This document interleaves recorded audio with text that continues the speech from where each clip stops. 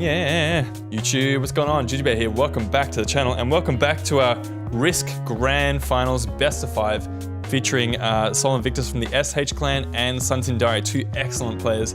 Managed to fight their way through the round 1 semi-finals and the finals, and they are now fighting up against each other in the Best of 5 Grand Finales.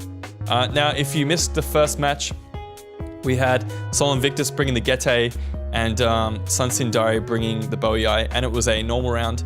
So this time in game 2, we're gonna have a swap round. So what that means is Sunsin is elected to bring a TYLIS build. So Sunsin's gonna be, Sol Invictus is gonna be playing as TYLIS, and Sol Invictus elected to bring a PONTUS build. So that means they're gonna swap over, and they're both gonna be playing with each other's armies. So let's jump in and we'll have a squiz at what happens here.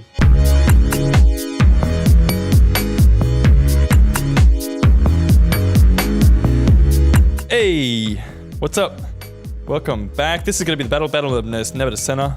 Of course, both players agreed to this map here. Now, what I was saying before is it's a swap round. So game 2, there's a very small chance of a swap round. So I guess both players probably didn't expect this to happen. But interestingly enough, we have 2 noble horse brought from by Sol. But of course, there is a swap round. So Sunsin is going to be playing as, PONTUS, and Sol is going to be playing as TYLIS. Now, Sol has elected to bring his raiding horsemen up the front. He's got a couple of Levy Freemen here as well, 4 of them. Yeah, Sunsin, it's interesting because I have seen Sol use this build in an earlier, or a similar build, sorry, in an earlier match in the tournament.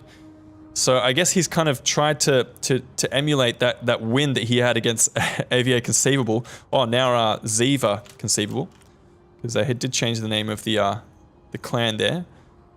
And it looks like that same build is going to go into the hands of Sunsin, and we're going to see if he can make anything of it. So Sunsin's going to have his mercenary Scythian horse archers out in the flanks. He's also got a Scythe chariot.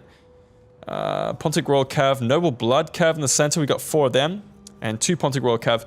We have Mercenary Naked Swords at the back, 3 of them. We've also got Celtic Warriors, 4 of them, and Eastern Archers, not Slingers, Eastern Archers. The Scythian Horse Archers pushing up, so Sunsin is being pretty damn aggressive here.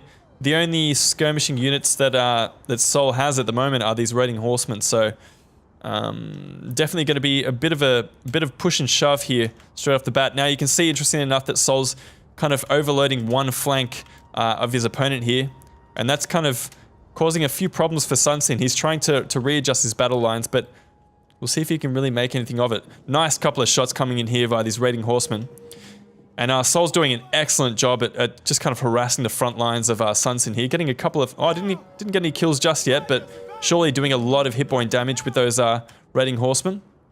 So just cycling in and out with those guys. Nice little movements there.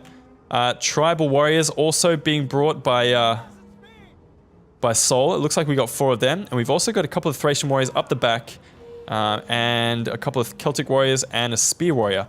So are we going to see a charge here? Sunsin wisely pulls out of that. These archers are a long way ahead. He's going to have to be careful he doesn't lose those units.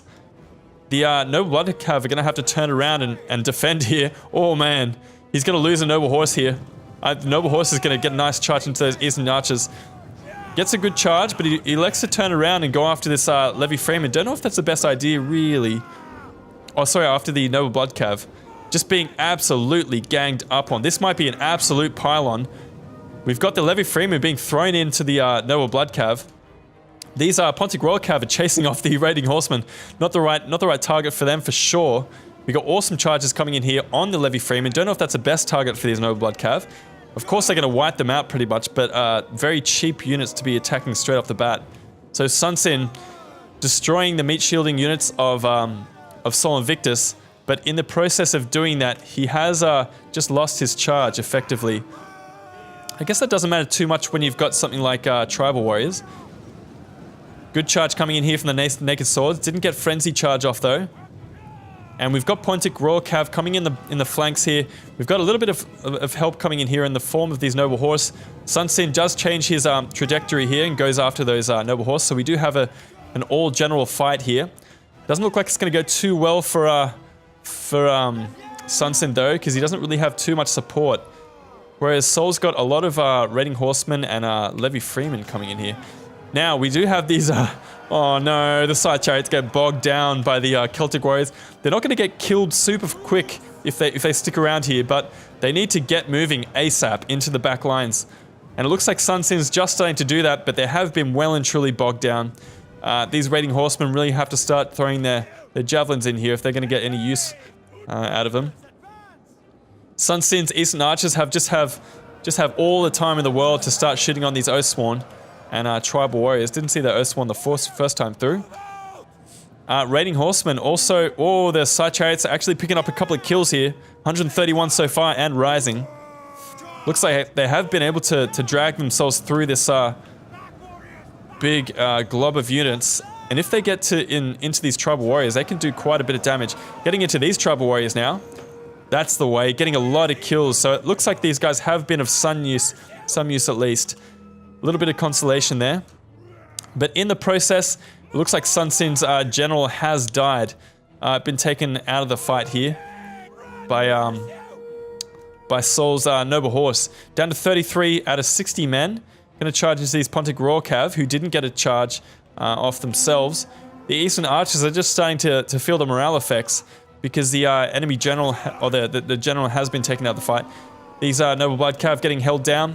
Nice charge in on the Tribal Warriors, but it looks like they get swamped by Celtic Warriors and Tribals. And these Mercenary Naked Swords putting up a valiant fight up against Oathsworn, but you always know how that's going to go. Scythian Horse Archers proving to be quite a nuisance in the backline here. Getting a couple of kills where they can. But again, the Raiding Horsemen being absolutely crucial here in taking out the Eastern Archers. Looks like they're just going to be going ham in the backline and killing off a number of units. But it looks like it's a little bit too late for Sunsin. Didn't use the side chariots to good effect. Did get into the back lines momentarily and picked up a couple of kills, but it wasn't enough really. And these Pontic Royal Cav were not really used to the best effect. The general was thrown away a little bit too early, so a comedy of errors from Sunsin. Didn't play bad, just didn't play good. Pontic Royal Cav down to 9 men. Looks like that's going to be the last man off the field. So that's going to be game 2 to Sol Invictus. So far, he has won the first match. This is going to be the second match in the bag. So Sunsin's going to have to pull out something quite special in the third match if he's going to hope to move through to the last couple of games here. Naked Swords, yep, didn't get Frenzy Charge off. Any of them didn't get too many kills. Eastern Archer's not too bad. In the end, the side chariots did manage to get a number of kills, 204 all up, though they do require a little bit more. Noble Blood Cav also getting a lot of kills. A very micro-intensive build, for sure. That's to say the least. So I guess Sol Invictus was very confident that he could use this build to good effect, and we have seen him do that before. It looks like SunsinDiary is out of practice, wasn't able to use the build properly. Did manage to get a couple of kills, do all right with it, but in the end, it really was Sol Invictus taking the cake there, getting a lot of kills with his noble horse, and doing an excellent job with his Oathsworn and his Tribe Warriors. Yeah, there you go, Oathsworn. 250 kills, come on. Ridiculous. The Raiding Horsemen doing well to mop up the rest of the skirmishes from Sunsin there. Anyway, that is game 2 to Sol Invictus. So SunsinDiary gonna have to pull out something quite special in the third game if he's gonna move on to the last of the best of 5. So until then, we'll see you guys later. This is Jujubear signing out. Peace.